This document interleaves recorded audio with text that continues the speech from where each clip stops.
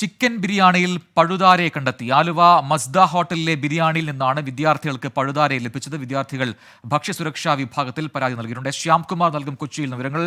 ശ്യാം, വിശദാംശങ്ങൾ. പ്രജിൻ, ഇന്ന് ഉച്ചയ്ക്കാണ് ഈ സംഭവം ഉണ്ടാകുന്നത്. 3 വിദ്യാർത്ഥികൾ ആലുവ ബാങ്ക് റോഡിലുള്ള മസ്ദ ഹോട്ടലിൽ ഭക്ഷണം കഴിക്കാൻ കയറുകയും ചിക്കൻ ബിരിയാണി ഓർഡർ ചെയ്യുകയും ചെയ്തിരുന്നു. ഈ ബിരിയാണിയിൽ നിന്നാണ് ഈ കുട്ടികൾക്ക് ചത്ത പഴുതാരയെ ലഭിക്കുന്നത്. തുടർന്ന് ഈ വിവരം ഹോട്ടൽ അധികൃതരെ അറിയിച്ചു.